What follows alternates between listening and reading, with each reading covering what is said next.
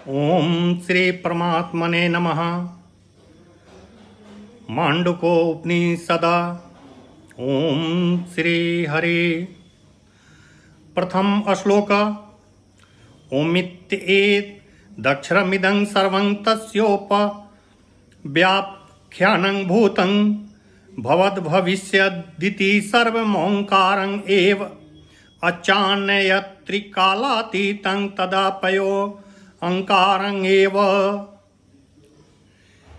इमद नाम से संबोधित यह समस्त विश्व ओंग अक्षर का ही रूप है। भूत, भविष्य और वर्तमान, यहाँ तक कि जो इन तीनों लोकों से परे है वह भी ओंग ही है।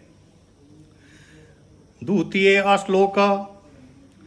सर्वहरे तद ब्रह्माय मात्मा ब्रह्मं सोयमात्मा चतुष्पात।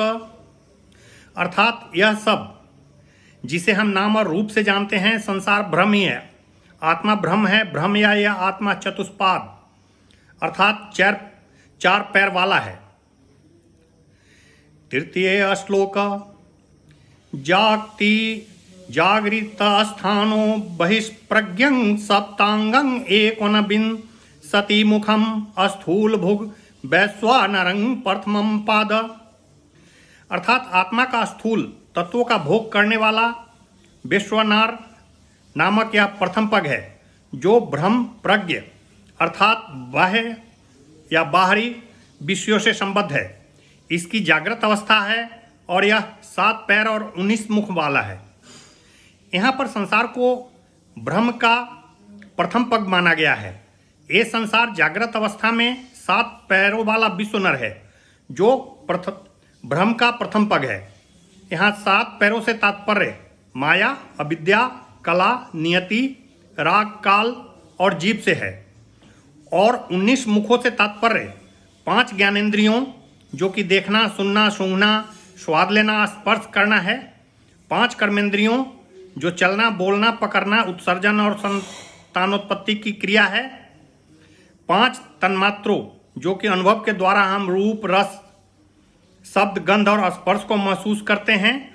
और बचे हुए 4 बुद्धि, अहंकार, मन और प्रकृति है। इसमें प्रकृति से तात्पर्य 5 महाभूत पृथ्वी, जल, अग्नि, वायु और आकाश से है। महाभारत में भगवान श्री कृष्ण ने ब्रह्म के इसी विराट रूप को प्रदर्शित किया था। चतुर्थ श्लोकम। स्वप्नस्थानो अंतप्रज्ञं सप्तांगं एकोनविंशति मुखं प्रविविक्त भुक्त जसो द्वितीयं पाद। अर्थात आत्मा का सूक्ष्म का भोग करने वाला तेजस नाम का यह दूसरा पग है, जो अंतः प्रज्ञ स्वप्न की अवस्था है। यह 7 अंग और 19 मुख वाला है। ब्रह्म का दूसरा पग निद्रा की अवस्था है, जिसमें स्वप्न देखा जा सकता है।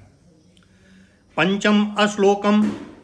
यत्र सुप्तो न कंचन कामं कामयते न कंचन स्वप्नं पश्यति तत्सु सुप्तम सुसुप्त स्थान एकीभूतं प्रज्ञान घनं एवानंदमयो हयानंद भुक्ते भूचेक्तो मुखं प्राज्ञ तृतीयं पाद। अर्थात वह सोया हुआ, किसी काम की कामना नहीं करने वाला, न कोई स्वप्न देखता हुआ, पूर्व की दोनों अवस्थाओं का एकीकृत प्रज्ञा, आनंद में लीन, प्रसन्न मुख वाला ही तीसरा पग है। ब्रह्म का तीसरा पग निद्रा की वह अवस्था है जो स्वप्न रहित है।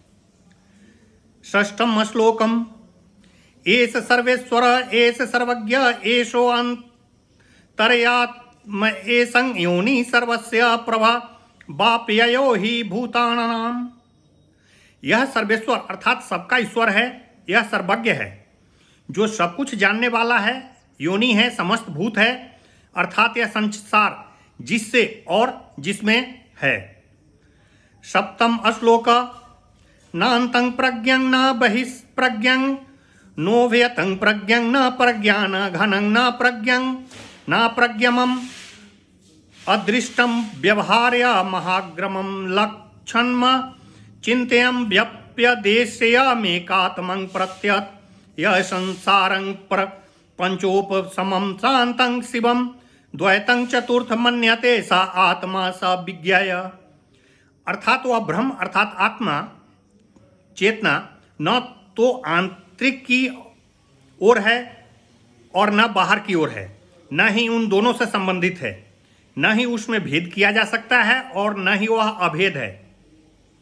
न वह जानने वाला है अर्थात बुद्धि भ्रम नहीं है, न ही जाना जा सकने वाला है। बुद्धि से अर्थात ब्रह्म को नहीं जाना जा सकता, न उसे देखा जा सकता है, न व्यवहार में लाया जा सकता है, न ग्रहण किया जा सकता है। जो लक्षणों से रहित है, न मन में आ सकता है, न उसके बारे में बताया जा सकता है, जिसका सार वो स्वयं है। प्रपंच से रहित शांत शिव अद्वैत ही चौथा पाद है। वही आत्मा है, वही चौथा पाद है, वही जानने के लायक है। अष्टम श्लोक। सो अयमात्मा अयक्षरं मोंकारो अधिमात्रं पादामात्रं माताश्च पादा अकार उकारो मकार। अर्थात वह ब्रह्म आत्मा ओंकार ओंग ही है, जिसके पद ओंग की मात्राएं अ उ एवं म है, या ए मात्राएं ही जिसके पद हैं। नवम श्लोक। जागृत स्थानो वैश्वानरो अंकारं प्रथमां मात्रा अपतेरा धीमत्वा द्वाय प्रणोति ह वै सर्वां कामाक्षदितश्च भवति य एवं वेद। अर्थात जागृत स्थान वाला वैश्वानर आकार अ है, सब में व्याप्त और अनादि होने के कारण ही यह प्रथम मात्रा है। इस प्रकार जानने वाले की समस्त कामना पूरी होती है, वह ब्रह्म को जानता है। ओम अक्षर में जो अ है वह विश्व नर के रूप में ब्रह्म की प्रथम अवस्था है। दशम श्लोकम। स्वप्न स्थान अस्तैजस उकारो द्वितीया मात्रोत्कर्षा दुभ्यत्वात् द्वोत्कर्षति ह वै ज्ञान संतति समानाक्षं भक्ति नास्या ब्रह्म वित्कुले भवति य एवं वेद। अर्थात स्वप्न स्थान वाला तेजस उकार ओ है, उत्कर्ष और उभय के रूप में कारण यह द्वितीय मात्रा है। इस प्रकार जानने वाला ज्ञान की संतति अर्थात परंपरा को बढ़ाने वाला और समान भाव को प्राप्त होने वाला है, जिससे कुल में कोई भी ब्रह्म ज्ञान को न जानने वाला होता है वह ब्रह्म ज्ञान को जानता है। ओम अक्षर में जो ऊ है वह ब्रह्म की दूसरी अवस्था तेजस है। 11 श्लोकम। सुषुप्त स्थान प्राज्ञो मकार तृतीयांग मात्रामि तेरपि तेर बामी नोति हवा इदं सर्वमपि तिश्च भवति य एवं वेद। अर्थात सुषुप्त अवस्था स्वप्न रहित नींद की अवस्था वाला तीसरा पग मकार म है, उसमें अ और उ की दोनों मात्राएं मिल जाती है। जो इसे जानता है वह सर्वत्र को जानने वाला, वह सब में विलीन होने वाला होता है, वह ब्रह्म को जानता है। ऊंग अक्षर में म ब्रह्म की तीसरी अवस्था है। अंतिम श्लोकम।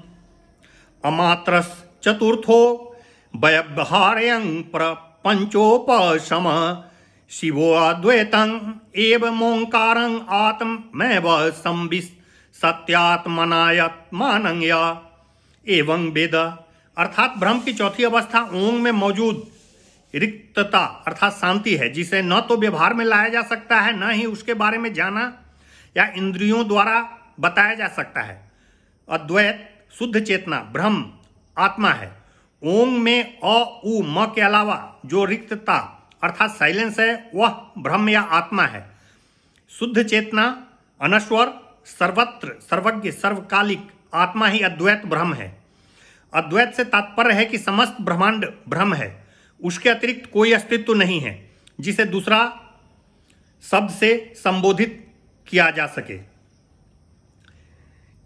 इति मांडुक्योपनिषद संपूर्णं भवेत्। ओम श्री हरि ओम।